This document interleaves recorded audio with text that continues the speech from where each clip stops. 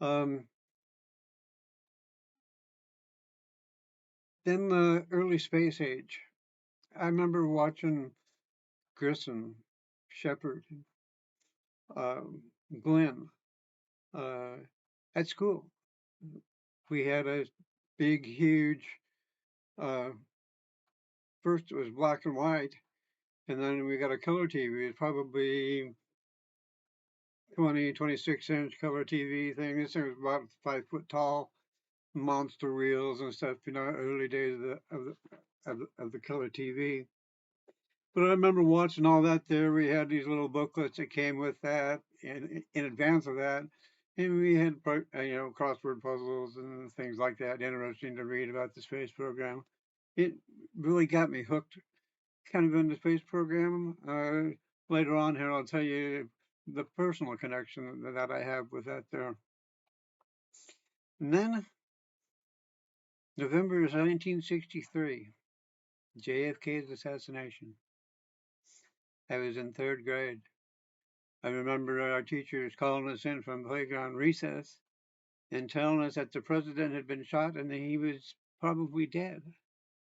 And they sent us home from school.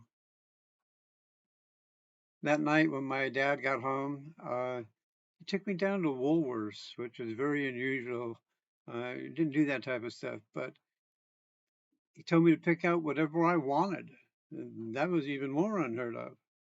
So I picked out a couple of bags of Army men and was happy, happy as a lark, not really going on that there. And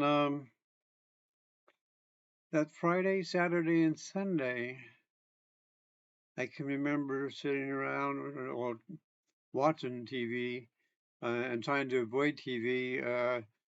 Uh, was the morning of JFK, and we only had three TV stations back then, and it just kept rotating between their anchors like Walter Cronkite and Huntley and Brinkley, and it just kept rotating between those guys' comments and the monuments in Washington, D.C., and along with the people that were viewing Kennedy's casket.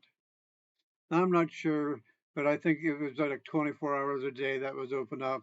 And for 3 days, there was nothing but people coming in, thousands and thousands and thousands of people coming in.